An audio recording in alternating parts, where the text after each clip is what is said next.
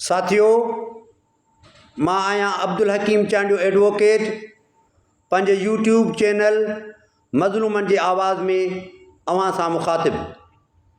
साथियों, 12 मई उहो मनहूस ऐं वकीलनि जे लाइ कारो ॾींहुं आहे जंहिं ॾींहं ते उन वक़्त जे मज़ूल chief justice of Pakistan justice Iftikhar Mohammad Chaudhry जी कराची में आमद हुई त फैसल शाहराह फैसल रोड, ड्रिग रोड ऐं उन जा भरपासे वारा रोड जिन ते वकीलनि पंहिंजे मज़ूल चीफ जस्टिस ऑफ पाकिस्तान जे इस्तक़बाल जूं तयारियूं पए कयूं ऐं उते मौजूदु हुया।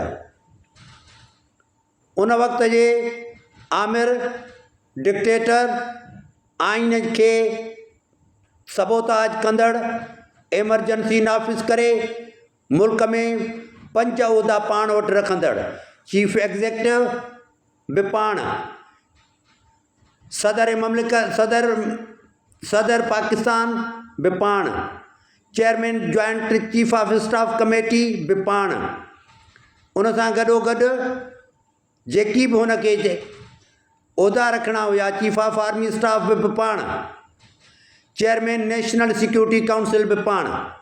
इहे 5 उहिदा पाण वटि रखी ऐं कराची जे दहशतगर्दनि खे चयईं त अॼु उहे वकील जेके कानून जी पासबानी था कनि, आइन जी पासदारी था कनि, आइन जे बहाली जी जदोजहद था कनि, उन्हनि सभिनी खे शहीद कयो। उन वक़्त जे दहशतगर्दनि पंहिंजे गोलियुनि जो असांखे खाज बनायो ऐं केतिरा असांजा वकील शहीद थी विया। 2007 में इहो जेको वाक़ियो थियो, अॼु असां पंहिंजे वकीलनि जा जेके हिन दुनिया मां शहादत माणी करे दारुल बक़ा ॾांहुं राही थी विया, उन्हनि जा शर्मिंदा आहियूं।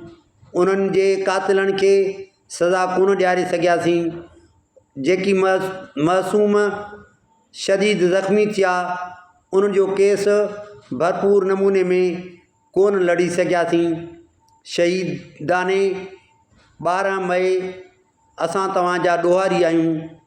ही रियासत जेका उन फ़क़ति हिकु ताक़तवर हुकुमराननि जी रियासत आहे, जॾहिं बि चाहींदा आहिनि मासूम माण्हुनि खे गोलियुनि जो खाज बनाईंदा आहिनि, फांसियूं ॾींदा आहिनि, गोलियूं हणी उन्हनि खे मारे छॾींदा आहिनि।